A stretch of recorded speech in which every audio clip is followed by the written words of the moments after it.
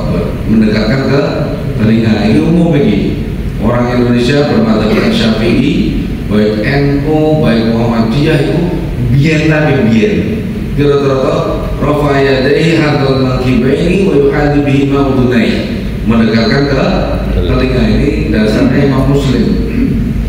Bagus, banyak pakai. Menurut Imam Baihaqi, Allahu Akbar, satu kuping sedih Imam Baihaqi. Boleh. Jadi yang ini yang empat ini saya sampaikan di sini dan harus dikuatkan. Allahu Akbar boleh Abu Dawud, Allahu Akbar Bukhari, Allahu Akbar Muslim, Allahu Akbar Baihaqi, Allahu Akbar nyora kali. Allahu Akbar. Mana sih oke? Allah. Boleh mana mau sih ngangkat tangan gitu. Masuk ngangkat segini aja apel gini. Allah. Wes koke tangannya. Ya, Allah. Nah ini seperti ini. Ini hal penting sepele. Kemudian masalah turun. Malasik. Dalilnya itu kan dengan begini. Dilihat idza kabbara rafa'a yadayhi, ketika beliau itu takbir mengangkat kedua tangan, ya, yuhadi bihima udunai, mendekatkan ke telinga, wa akhadha bilqu, ini pangkal jempol. Jadi orang koki tapi akhadha bilqu. Akhadha bi kalau bahasa Arab itu begini. Ini akhadha yakhudhu. Akhadha yakhudhu itu ngambil, jadi saya ngambil. Akhadha yakhudhu. Tapi akhadha bi apa? Bedanya apa bedanya? Bedanya ini sama ini apa? Kayak bedol, ya. Akhadha bilqu itu pangkalnya ini kayak bedol berarti. Allah Akbar itu begini. Nah, orang itu koki juga. Orang sing koki berat. Ada kadang-kadang, tapi yang benar itu akhadha bilqu. Angkat sejajar dengan Buddha, silakan pilih yang segini, Abu Dawud, Bukhari, Muslim, Baihaqi. Sing sak mene ojo dipilih. Ini jelas orang ngerti. Atau begini saya juga nggak tahu. Saya nggak tahu, yang saya tahu empat tadi. Nanti kalau tanya sama saya, Ustaz yang begini gimana? Lakon saya ngelakoni. Ya Ustaz, kalau takbirnya Allah Akbar begini, siapa tanya yang melakukan siapa? Dasarnya apa? Ojo nyomro nang Mekah, wong sholat koki Ustaz. Belum mesti wong nang Mekah iso sholat. Gak semua orang yang datang ke Mekah ke Madinah itu di Haramain itu mesti wong yang sholat yang ngerti belum mesti. Karena tidak semua belajar pakai, belajar fikih, tidak itu. Allahu Akbar. Tangannya tuh gak usah megarmen, biar usah nimbrung, relax. Allahu Akbar. Akhadha bilqu wa wada'ahu ma'ala sadri, meletakkan keduanya di atas dada. Mana dada? Dada itu mana dada? Nah, kalau susu kan ya. Ini susu ini kalau bahasa Arab, menurut saya ini namanya susu. Kalau bahasa Arab itu dada itu huna maudhi'ul qalbi. Tapi kalau dalam bahasa Indonesia kan dengan ditanya dada, ya ini mesti dada ini. Mana dada? Ini dada, ya kan? Ya. Itu bahasa Indonesia. Nah bahasa Arab as-sadru maudhi'ul qalb, letaknya hati orang atau ngisor siti orang apa apa nontonnya kebetulan dia orang atau temen itu pokoknya letaknya, tapi bukan di sini. Fikih madhab baik Imam Hanafi, Maliki, Syafi'i, Hambali itu rata-rata ketika berbicara meletakkan di atas dada itu ya dada itu ini ngisor siti di atas pusar, coba ini teman, coba gur teman itu bukan dada namanya, dada itu ini. Meletakkannya ada orang yang saya pernah tanya, ini evaluasi kenapa begini, ternyata dalam fikih 4 mazhab pun nggak ketemu. Kenapa begini? Ya repot banget orang sing oke. Mazhab itu ya joget. Karena alasannya mendahulukan kanan atas kiri. Boleh nggak? Mendahulukan kanan atas kiri, ingat Allah tangan saya terus balik. Nah berarti tetap kurang, itu benar mendahulukan kanan atas kiri, tapi tata cara sedekap ataupun di dalam meletakkan tangan di atas dada itu nggak harus kanan dulu, yang penting kanan di atas kiri. Kalimatnya wa wada'al yumna 'alal yusra, meletakkan yang kanan di atas yang kiri, wa wada'ahuma 'alas sadri, kemudian meletakkan keduanya di atas dada. Ini namanya fikih. Ada pemahaman seperti itu. Coba lihat yang bermadzhab ya, bukan yang tidak bermadzhab. Kalau tidak bermadzhab aku rapat ngomong. Kalau tidak bermadzhab itu kadang-kadang shollu kama ra'aitumuni usolli, sholatlah kalian sebagaimana melihat aku sholat, kata Nabi. Pertanyaannya, siapa sing wis tau urus sholat Kanjeng Nabi? Siapa? Sahabat Abu Bakar, sahabat Umar, sahabat Sayyidina Umar bin Khattab punya anak namanya Abdullah.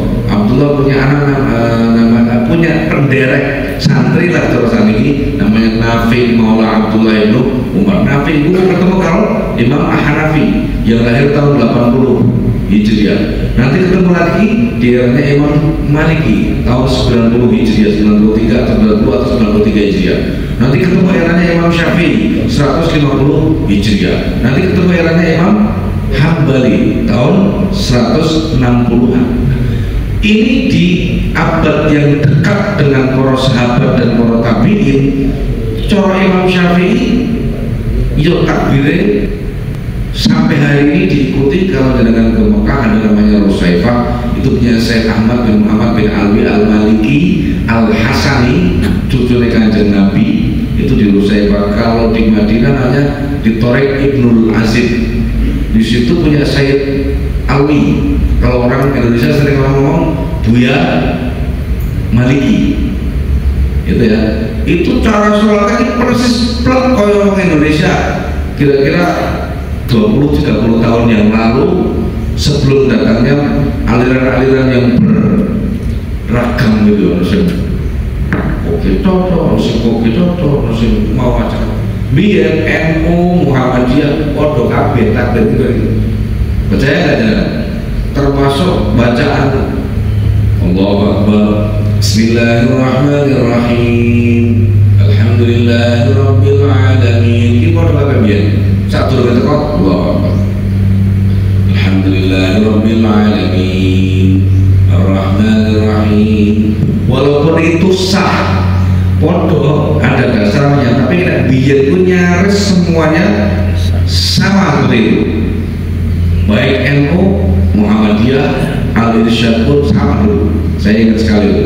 Karena belajar fikih, nah, sekarang nggak belajar fikih langsung dari hadis, dari Al-Quran. Bicaranya, nah gitu. Kemudian itu sholat, itu salah satu contoh saja sholat. Meletakkan kanan di atas kiri atau mendahulukan kanan atas kiri itu bukan di dalam sholat. Itu kapan? Masuk rumah, pakai sandal, itu mendahulukan kanan atas kiri. Nganggo kelambi, makanya sunnah nganggo kelambi koko itu hukumnya sunnah. Nganggo kaos hukumnya sunnah. Nganggo daster hukumnya sunnah. Jadi sing sunah itu gamis itu. Sama nek ngomong gamis putih-putih kaya wong ngarepke ngomongnya sunah, kuwi ngapusi. Saya berani menjamin itu ngapusi. Loh kok bisa sunah dari mananya? Apalagi orang aturan yang nganggo gamis atau baju kancing dari sorse. Kanjeng Nabi sunah mengancingkan dari bawah sendiri. Apa Nabi? Ono kancing yang Nabi nih. Pernah yakin dengan bahwa Nabi punya kancing seperti ini? Dengan tahu kalau ada kebiasaan orang Arab itu pakai baju kan belum kancingnya yang di apakah ada zir? Belum tentu. Nah, sunnah pakai batik itu sunnah. Belum batik kok sunnah? Apa kanjeng Nabi tahu nggak batik? Sarung batik itu gelok ya, sarung pakai ngerti orang nggak sarung pak sarung sendiri. Kalau mas yang membuat sunnah itu karena jenengan nganggone tangan dhisik kaos batik nek nganggone tangan dhisik itu entuk sunai itu sisa nganggone gamis nganggone kiwoni senyora entuk sunai. Maka pakai sandal yapit, sandal jepit, sandal sunni kabarnya swallow itu sunnah. Yang sunnah itu bukan sandalnya Bilal ataupun sandalnya orang Arab, bukan. Sandal jabet pun menjadi sunnah nek nganggone tengen dhisik. Lah kok sunnah kudu nganggo aku pengen melu sandal sing sunnah tak nganggo sandale seperti sandalnya Bilal bin Rabah atau Sayyidina Umar atau sandalnya Rasulullah. Ya wis ora ono sing gawe Tegal. Sandal Bakia, sandal apa gitu.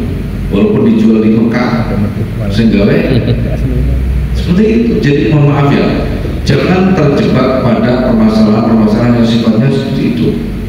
Sunnah Nabi itu apabila ada hal, bukan sifat. Nek sifat itu berarti sama kudu melu kanjeng Nabi. Fisiknya ora iso lah, mengaku pendek, pesek, elek, ora mungkin. Tapi nek haliat Nabi itu kalau jalan bagaimana, Nabi pakai pakaian kanan dulu kiri dulu, bukan pakai pakaiannya Nabi seperti itu, kita pakai pakaian jubah. Wong batik nganggo pakaian jubah ya warna lepok. Apa meneh sih? Apa kayak jenenge? Meloroti nganggo jubah terus kepriye? Jadi sunnah itu sunnah, susah itu contoh. Baik, itu sedikit. Ada lagi, ini contoh cukup menggelitik yang nanti bisa menjadi pertanyaan Bapak Ibu sekalian. Dalam kaidah usul fikih ada namanya al-umuru bimaqasidiha. Segala perkara itu tergantung dengan maksud dan tujuannya. Wal amsilah al-qaidatul ula al-wudu la budda fihi minal qasdi. Sing ngarane wudu niku kudu diawali dengan maksud. Maksudnya apa ki? Apa ke Pak Wudu atau Pak Rawat? Nah, itu yang orang nyong Pak Wudu. Nah, berarti dia wudu. La budda biniyah, wudu niat. Niatnya pun niat ingsun wudu. Itu minimal itu. Ada qasdul fi'li, qasdul ta'yin. Ada dua di dalam niat, minimal ada dua. Qasdul fi'li. Qasdul fi'li itu artinya niat melakukan. Yang kedua, qasdut ta'yin. Ta'yin itu ditetapkan iki wudu apa? Sing liyane. Sama seperti jenengan mau sholat sunnah antara qobliyah subuh sama subuh. Ini orang nganggo niat kok bingung. Maka harus ditetapkan niat ingsun sunnah qobliyah subuh atau usolli sunnata subhi. Usolli rokaatai al-fajri, minimal itu. Ada niat usolli itu nyong lakoni. Kemudian takyin ditetapkan apa ini sunai. Usolli fardhu, fardu. Membedakan yang fardu dengan yang sunnah itu dibedakan dengan cara niat. Sama seperti mandi itu persis semua, tapi ada mandi yang wajib, ada yang mandi yang sunnah, ada yang ibahah, ibahah itu harus teko mandi ya, niat instrumen resik, kumpul dengan orang supaya tidak memenuhi permus mandi, itu ibahah. Tapi nanti dengan niat ibadah maka menjadi bernilai ibadah. Tidak merubah status mandi itu menjadi sunnah, tetap ubah, tapi untuk ganjaran ibadah karena yati. Nek tidak diniati, makan minum zina itu begitu. Al-aklu wa syurbu idza qusida bihi taqwa. Makan dan minum apabila diniatkan untuk ketakwaan, ala ibadah, untuk ibadah, fa huwa yusab, maka dia dapat pahala sawab. Wa illa fala. Nek orang ya wis makan minum toh enggak ada nilai ibadahnya, maka makan minum diniati ibadah akan bernilai ibadah ketakwaan. Bedanya di situ. Orang lain man asal al-inab bil qasdil khuliyah awil khumriyah. Ada orang gawe fermentasi anggur difermentasi itu jadi apa? Arak ya? Orang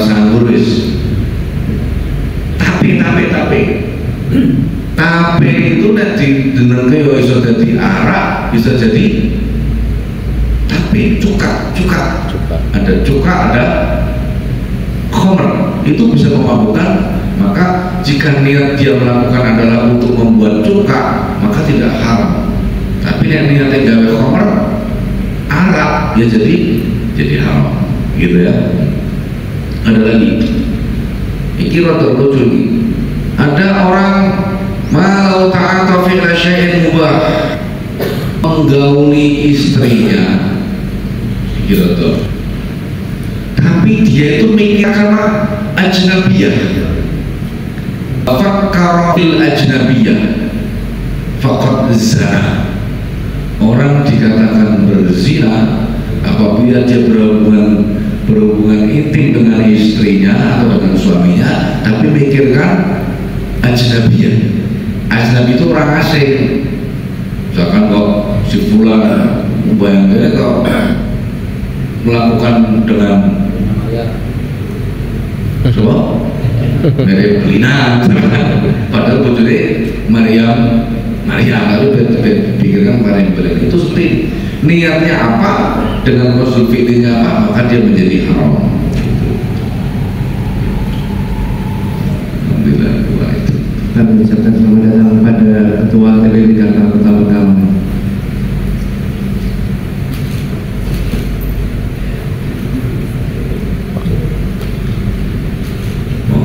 Kaidah asalnya, kaidah yang kedua, sesuatu yang sering terjadi di kalangan kita, ma yushtaratu fihi ta'yin, ada perkara yang sudah ditetapkan kudu disebut, fa al khata'u fihi mubtilun, maka apabila terjadi kesalahan itu menjadi batal. Mayustaratu ta'yin, contoh jenengan mau sholat zuhur, al khata' min sholatid duhri, tapi kok niatnya asar, keceplosan, itu menjadi batal. Kenapa?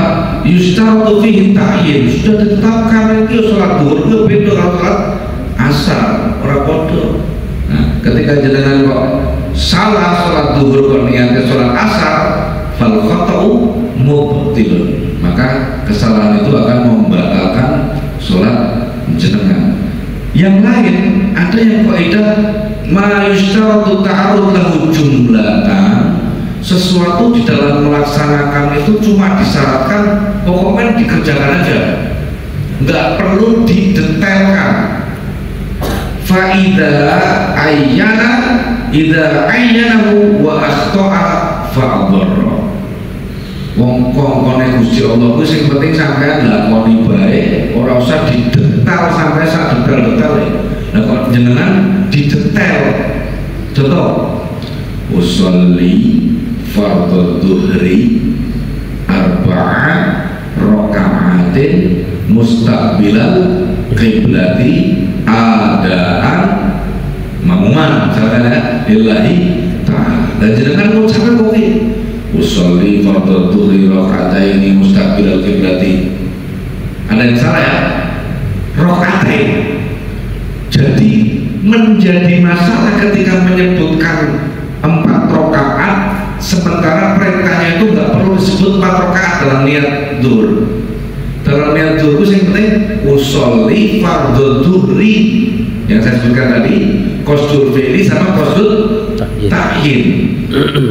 Nah jenengan pengen menyebutkan itu bener-bener harus jangan disalah, betul, harus usolli fardhu dhuhri arba'ah raka'atin, ojo nanti keseliru keceletot kok raka'atin itu salah satu raka'atin, oh usolli fardhu maghribi arba'ah raka'atin. Nah muskilah itu menjadi masalah.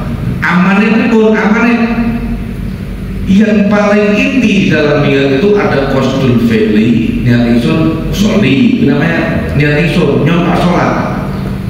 Fardhu maghribi berarti maghrib sing fardu, yang tadi nek sunah sunnah al maghrib harus ditentukan takyinnya, itu yang wajib. Qasdul fi'li, qasdul ta'yin harus ditetapkan jenengan mau mandi atau mau rujukan Pak Raub Pak Wudu itu kudu ditentukan. Soalnya kode-kode nganggo itu tapi sing siji Raub sing siji wudu. Nah, sama dengan hari pada sholat, tapi ini sholat fardu atau sholat sunnah. Usolli fardul maghribi lillahi ta'ala. Wis top minimal itu paling komplit monggo, tapi jangan sampai salah. Di sini kaidah usul fikih itu karena perintahnya tidak diperintahkan dengan untuk berniat secara detail. Yang penting sing arane maghrib mesti telu, orang mungkin pak papat. Nah, nanti disebut telu ora salah. Kira-kira jenengan nyebutnya rokaatain. Nah, muskilah dari ini. Itu kaidah usul fikih. Kalau mau disebut harus betul-betul nggak salah. Kemudian contoh yang lain, nawa al-iqtida, makmum ki imamnya koyone Umar ki boleh amir usolli fardul maghribi salasa rakaatin mustaqbilal qiblati makmuman li imami Umar. Niatnya makmum karo si Umar. Fabana amir, ternyata imamnya adalah amir. Ini muskilah. Kenapa muskilah?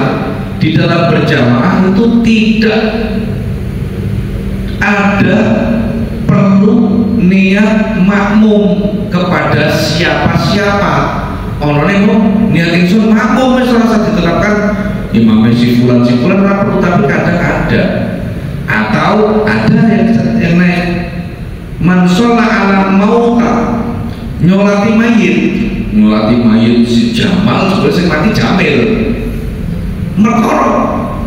Maka di dalam sholat mayit itu ketika jangan niat orang ngerti sih kalau mau sholat jenazah ki melu PA melu ki sampean, tapi orang ngerti sing mati sapa kepriye niate usolli ala ma sholla alaihi al-imam. Wis pangamal kuwi usolli yang itu sholat koyo sholatnya imam. Nek disebutkan koyo sing mati Jamal iki koyo nek Jamal iki mriyang jebule sing mati Jamil. Kok masalah? Kenapa la yustaratu ta'yin? Tidak disyaratkan dengan untuk melaksanakannya secara ta'yin. Ta'yin itu detail. Maka apabila ayana wa akhta'a fa ad-darra. Ad-darra itu darar, rusak.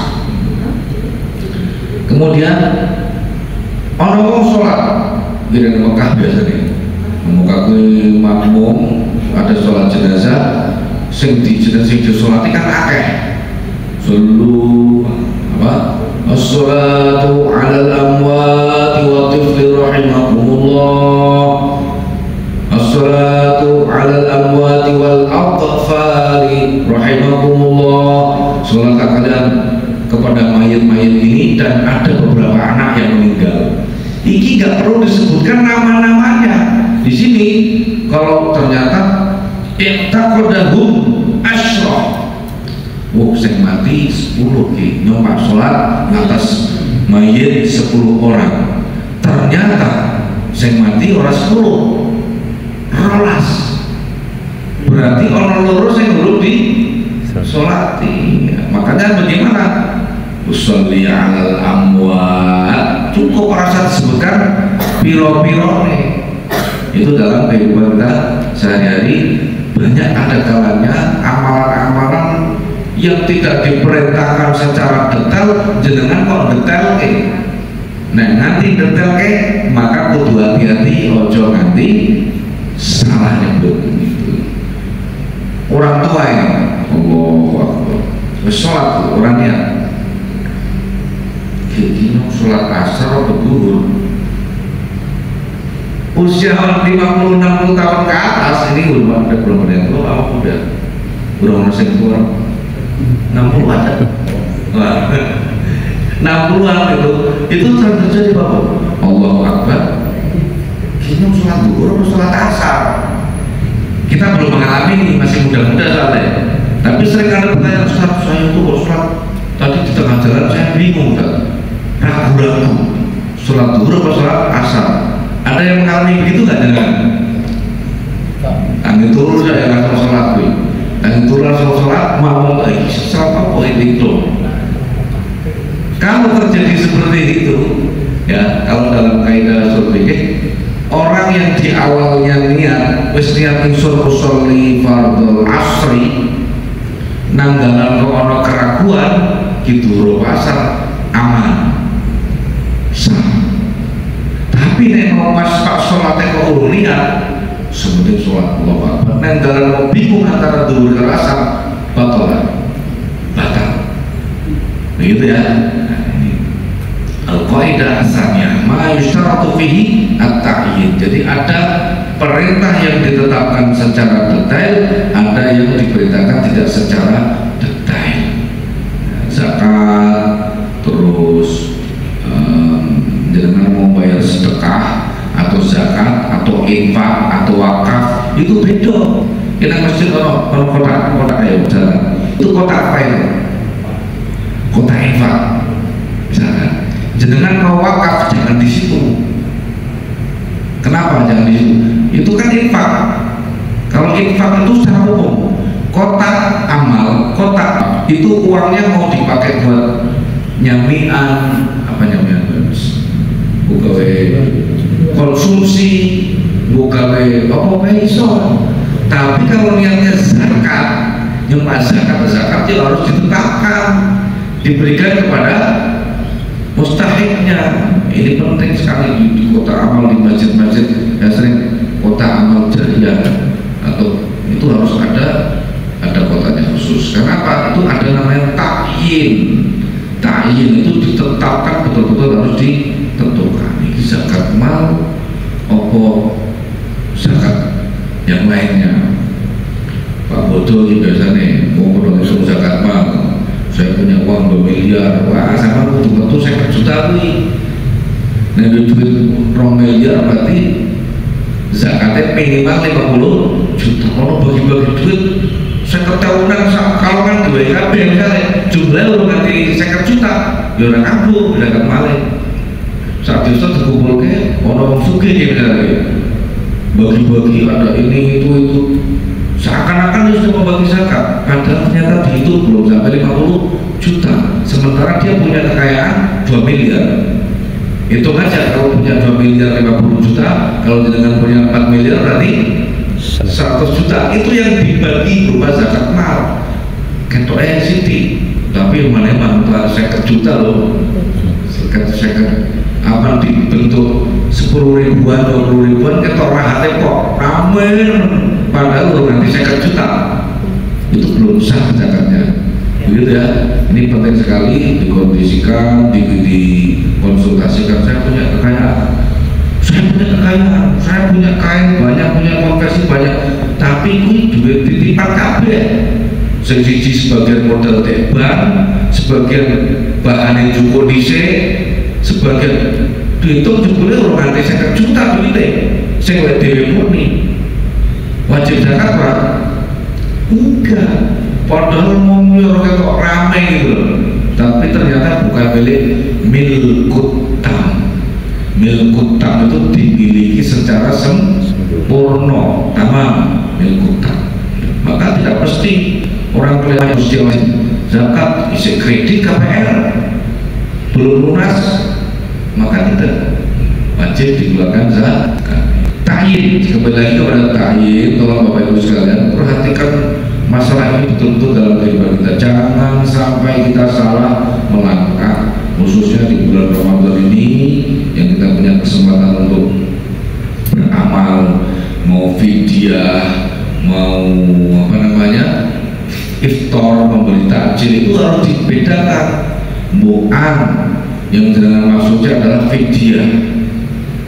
Fidyah itu bayar fidyah, wa 'alal ladzina yutiqunahu fidyatun ta'amu miskin. Bagi orang-orang yang membayar fidyah karena tidak bisa berpuasa, sudah sepuh, la yurja bur'uhu, maridnya itu sakitnya tidak bisa diharapkan sembuhnya, maka dia harus membayar fidyah. Orang usah gaya, mau bayar fidyah kok gaya, kasih yang sering ngomong fidyah kok gaya fidyah kan mergo jangan mampu bayar bayar zakat gaya, itu sudah kewajiban bro. Zakat itu kewajiban, nggak usah gaya-gaya. Itu yang sering terjadi, seakan-akan wah gagah, itu kewajiban. Tapi nek sedekah keren gitu. Karena apa? Tidak wajib tapi jenengan mau mentasawufkan. Dari zakat, ada sedekah, ada fidyah. Fidyah itu kadang-kadang ngayaknya orang gagah, padahal oh nengnya orang gelap dibayar apa posomu sah. Kalau nggak ada orang yang mau dikasih fidyah, bahwa kita yang nggak bisa puasa gimana? Kasihan. Maka fidyah itu kamu miskin, memberi makan orang miskin setiap hari yang ditinggalkannya. Nah ini piro ojo sekolah orang fidyah. Nah ini sekolah saya esok sarapan kain. Kira-kira sekali makan berapa? 15.000. Ukurannya nek beras setengah kilo berarti 60.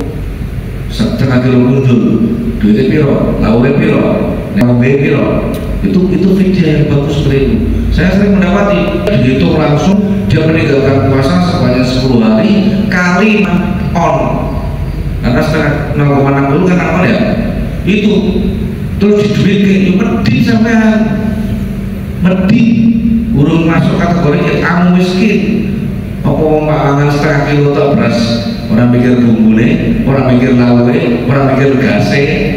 Nah, kalau mau diuangkan kilo-kilo yang bisa untuk membeli beras itu, membeli lawanya, membeli minumannya. Jangan ngitungnya seperti itu. Saya kira itu, saya akan lebih senang sekali apabila kajian ini ada dialog interaktif ya. Saya tidak tahu Bapak Ibu sekalian apa yang dibutuhkan, kan saya nggak tahu. Maka kalau ada pertanyaan maka akan lebih pas sasaran. Bulu kulihada, wallahu a'lam bishawab wa waliyul taufiq. Silakan. Berikutnya atau saya persingkat ini yang untuk ibu ini dulu lahir yang muda. Zakat fitrah itu boleh dikeluarkan sejak awal Ramadan tanggal ya. Nanti terakhir sebelum sholat Id. Kalau mau jenengan mau sesegerakan tidak masalah. Ya. Kemudian bayar fidyah. Idealnya membayar fidyah itu di hari si sakit itu tidak berpuasa. Saya mau berpuasa nih, ibu saya tidak puasa, maka hari ini saya mengantarkan makanan kepada orang miskin. Maka wa'alal yutiqunahu fidyatun ta'amu miskin. Bagi orang-orang yang tidak mampu melaksanakan puasa adalah dia membayar fidyah dengan ta'amu miskin. Satu kali makan bisa sahur, bisa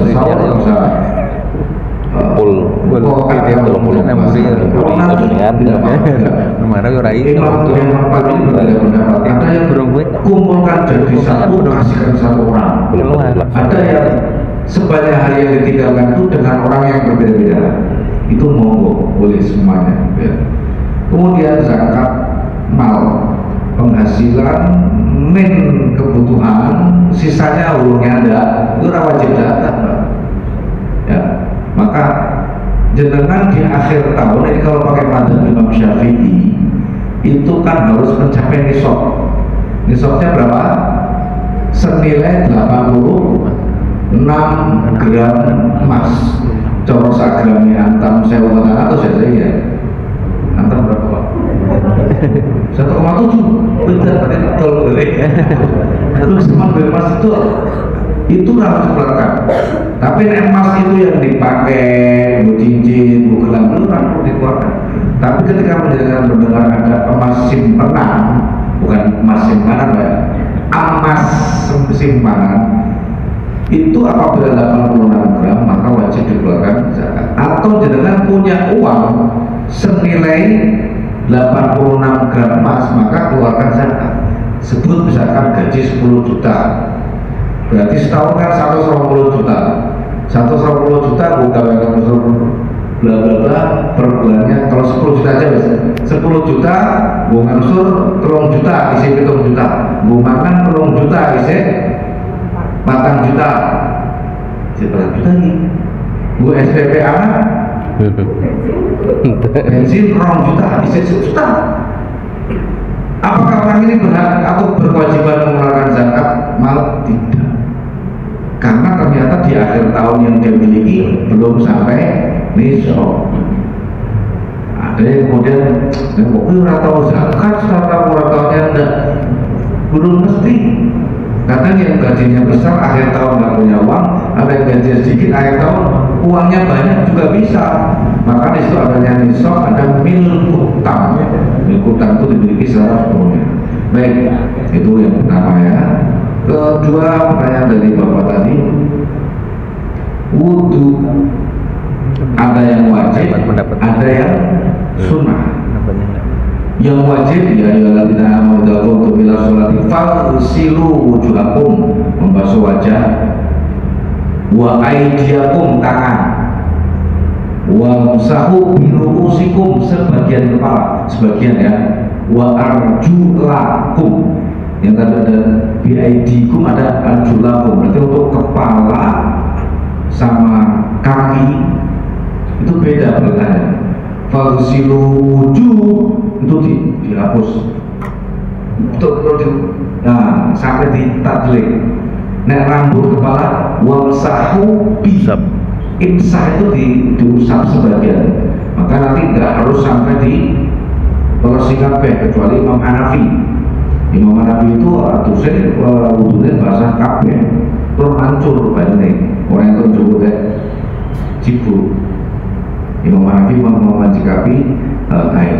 Lagi itu kemudian madmadah, istinsyak. Madmadah itu kumur-kumur, itu kan sunnah.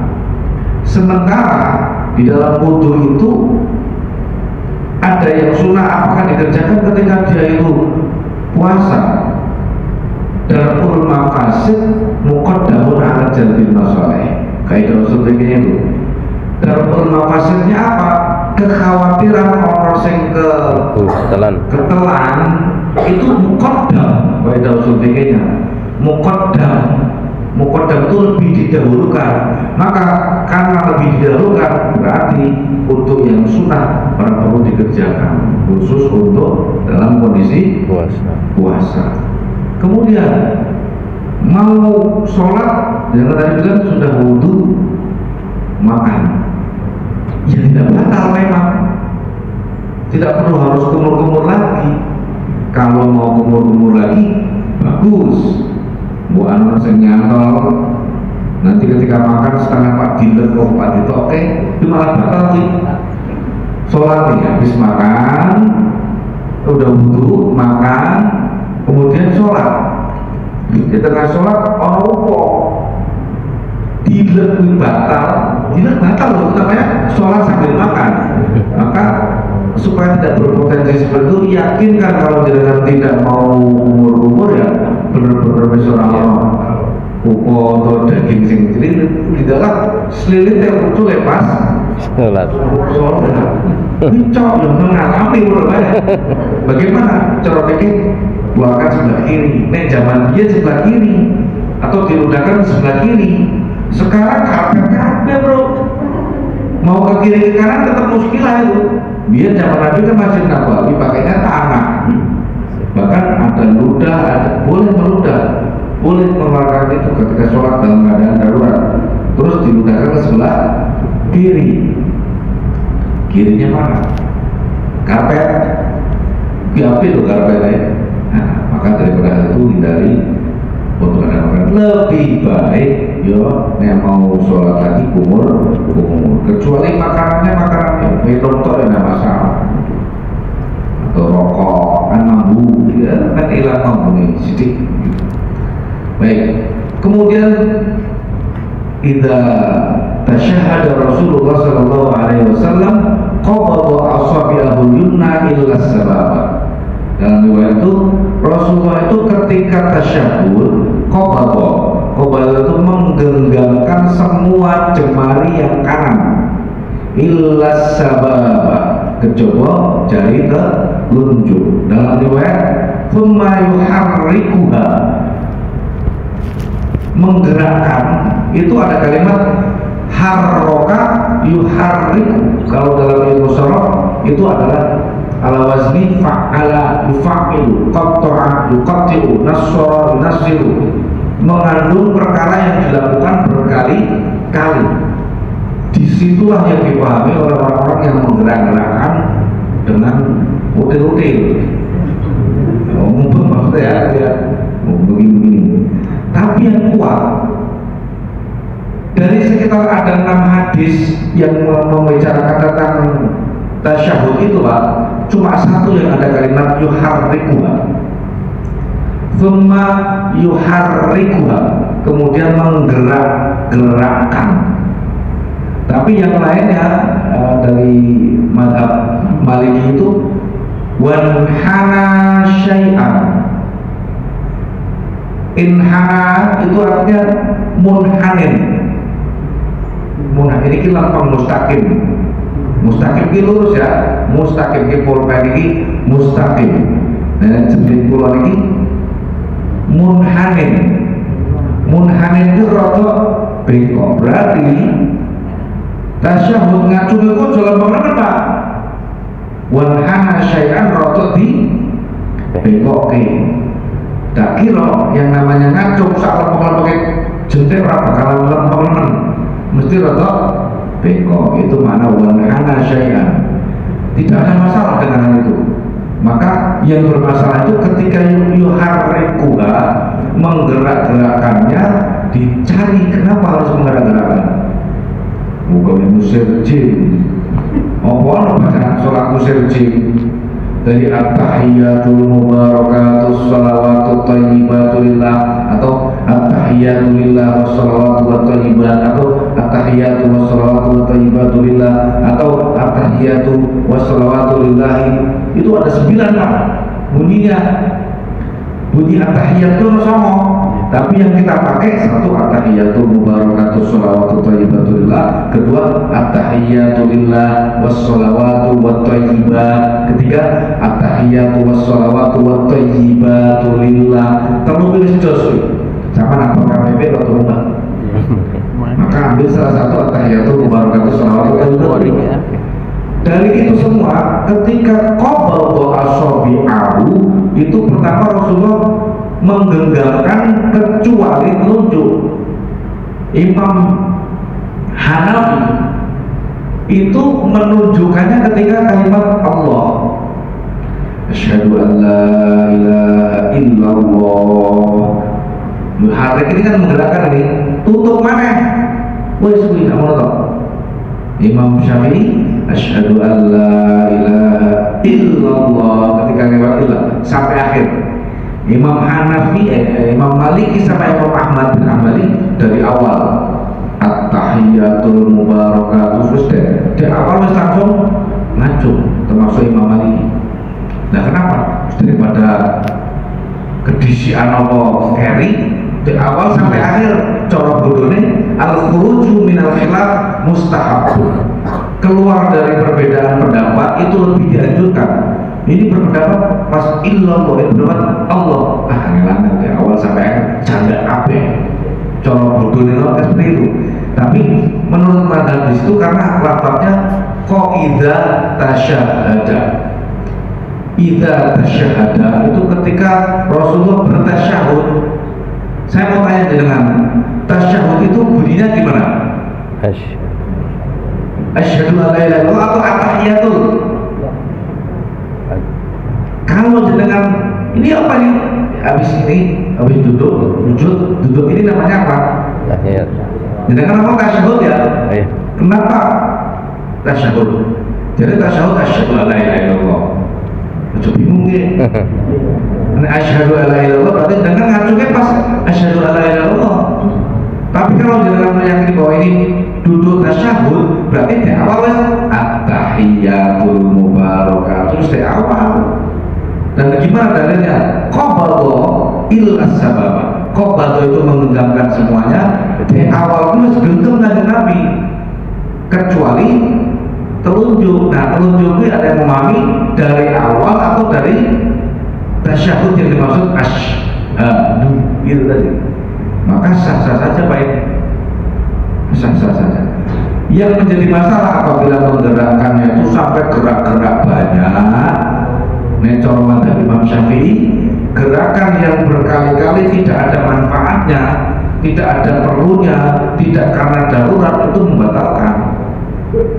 Mana yang ibu itu mau kena udah mau tipu sama surutnya mau bergerakkan kau bapak nelangan itu. Kalaupun menggerakkan kau itu tadi ada yang beberapa itu kan gerakan satu tetap walaupun berkali-kali tapi satu karena tangannya akan kembali kepada 6 hadis tentang tasyahud yang menggerakkan itu cuma satu yang menggerak-gerakkan. Saya yakin baik itu fikih yang dipakai oleh NU ataupun Muhammadiyah rata-rata geraknya paling pertama atau illa waktu. Tapi saya sekalian itu ya orang yang mau duduk nulis at-tahiyatul mubarakatuh. Ya wis ngawur mana wis. Orang aturannya juga seperti itu Pak ya. Jadi kembali kepada pertanyaannya, bagaimana yang menggerakkan? Silakan digerakkan, tapi digerakkan itu kan illallah itu kan menggerakkan itu. Bedakan menggerakkan dengan menggerak-gerakkan. Maka ada dua lafaz, yuharrik sama wanhana. Wanhana itu bengkokkan, digerakkan sampai bengkok, namanya munhanin. Mau dilempeng, digerakkan agak bengkok, namanya wanhana syai'an. Itu ada dalam kitab Sahih Sifat Sholatin Nabi Sallallahu Alaihi Wasallam. Sifat sholatnya Nabi itu seperti wanhana syai'an. Gitu ya Pak ya. Silakan mau pilih yang mana, saya nggak maksa. Kalau saya mantap ini pakai Imam Maliki, Imam Hanbali dari awal sampai akhir. Imam Hanafi illallah tutup mana? Imam Maliki, Imam Syafi'i asyhadu an la ilaha illallah sampai akhir. Aman. Kemudian pertanyaan udhulu fisil nikah, apa itu udhulu fisil nikah? Masuklah Islam secara keseluruhan. Kafah ini bukan berarti pakaian-pakaiannya itu bentuk pakaian Pak. Saya berani tegaskan, ada istilah budaya, ada ajaran. Kalau budaya, orang Arab itu pakai sorban. Saya kalau di Mekah mesti pakai sorban terus saya. Selalu saya pakai sorban untuk kayak itu. Alasannya apa? Angin nih, panas, kemudian angin. Nah ketika di Indonesia, apakah saya pakai sorban? Atau jadikan mahasiswa di Mekah, mahasiswa di Madinah, terus di Indonesia masih pakai sorban terus begitu? Enggak kan? Maka harus dibedakan. Berbeda dengan pakaian yang difungsikan di sini ada maqasid asy-syariah. Dimaksudkan memakai pakaian itu apa? Menutup aurat. Menutup aurat. Maka selagi pakaian itu menutup aurat, standar menutup aurat kuwi koyo nganggo pakaian ihram. Nek wong lanang kadung kene kebuka tapi disorot tutup rapat itu sudah menutup aurat. Tapi nek wong wedok standar menutup aurat ya sama seperti ketika pakaian ihramnya wong wedok ketika tawaf sa'i itu. Ya kaos kaki, sarung tangan itu standarnya itu sebetulnya. Jadi orang wedok menurut saya wis nganggo legging training nanti pakai mencotok itu belum standar menutup aurat, mohon maaf ya. Ini penting harus saya sampaikan. Jadi budaya bukan berarti Anda harus pakai gamis seperti ibu-ibu di Arab itu, bukan. Pakai batik kebaya nggak apa-apa, yang penting standar menutup auratnya dapat. Itu namanya al-adatu wa taqalid. Al-adat itu kebiasaan dan taklid. Kebiasaan orang Arab apabila dia pakai jubah, memakai gamis tujuannya untuk melindungi di antaranya angin begitu. Kita kan sama nganggo apa pun sorban terus nang Indonesia sumpah orang seger orang wis cilik anggone gak sorban ke kurungan manuk. Maksudnya orang macam gitu loh. Udah seperti itu untuk melakukan sholat juga susah, karena di sini nggak seperti sana. Sunnah pakai yang putih-putih terus, aduh, sama melaku teh banyu tekan kerapia nang putih guys pripun raga dari putih terus sunnah enggak lah. Kalau di Arab di Madinah di Mekah jenengan kanggo putih limang dino rasa ganti ora kotor karena debunya nggak nempel lah akhirnya blok kowe kerapia mono kerapia lor tekan jalan dalam rambut runtuh bebas. Nah maka pakaian itu ada maksudnya menutup aurat gitu. Bukan secara kata itu kode persis yang seperti apa sandalnya biru ojo nganggo sandal jepit apa ojo nekermen ojo rindio yongki apa lah 10 meter itu sunnah semua kalau pakainya kanan dulu merek apa saja sunnah kalau pakainya kanan dulu. Kemudian al-hadithu ma ja'a 'anil nabi min haitsu aqwal wa af'al wa ahwal wa iqrar. Yang namanya hadis tadi disebutkan Bapak itu kurang satu. Hadis itu apa-apa yang datang dari Nabi berupa perkataan, perbuatan, dan ikrar atau takrir, kesepakatan. Ada satu lagi, ahwal. Ahwal itu kondisi mensikapi sunnah Nabi. Apabila Nabi dalam keadaan lapar, orang mau penganan, apa yang dilakukan? Puasa. Orang duit, apa yang dilakukan? Coba yang buat makan.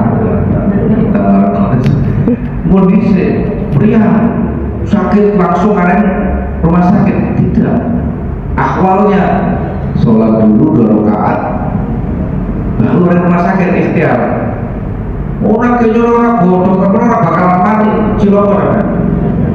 Terus langsung mengklaimnya saya kalau nggak minum obat ini saya nggak sembuh, itu masalah nanti jadi. Maka Rasulullah itu ada akhwal. Ketika beliau mensikapi sesuatu dalam keadaan nggak punya uang bagaimana, tetap tersenyum. Apa kaya jenengan kula sami, nek orang di duit saya tek ora ngerti kabeh ya. Nek di duit ora sing ngerti. Karena orang di duit mono mana cap nih mungkin orang enak orang wong cap itu dirimakan nggak enak kan. Nah itu tabassumuka ala wajhi akhika sodako. Contoh Pak, surah Nabi senyum di depan muka saudaramu itu kan nilainya sedekah. Lanang kudu lanang senyum marang wong wedok. Wong lanang senyum marang wong wedok kudu dadi perkara. Ini senyum pada aku ini. Senyumnya membawa luka atau sampai rasa turun dorong ini bro. Wong lanang senyum karo wong wedok atau wong wedok senyum marang wong lanang. Maka tabassumuka ala wajhi akhika itu bukan sembarang senyum. Maksudnya begini loh. Jangan orang di duit. Orang kanca teko, takutan, kira-kira deh. Bro, orang duduk ibunya mau makan resto. Aku malah tinggi lu makan. Itu namanya bukan tabassum. Kene ngeluaran di duit malah dibalesi. Waduh, malah hal tinggi lu makan kayak lopes topet turane bebuju. Itu nggak akan menimbulkan senyum. Tapi bagaimana caranya?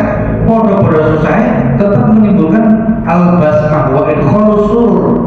Al-basmah itu tetap atas senyum dan memasukkan kebahagiaan kepada orang yang butuh senyum kita, bukan malah ngeluh podo-podo ngeluh nangis bareng wes. Itu namanya tabassumuka. Jangan dimanai pokoknya senyum di sedekah. Bahaya kok senyum terus. Bahaya Pak. Jadi nomor tokil coronan ini rapor nomor ini. Saya kira itu jawabannya. Kalau masih ada nggak ya? Baca Nabi ulang perfect lagi. Oh, silakan.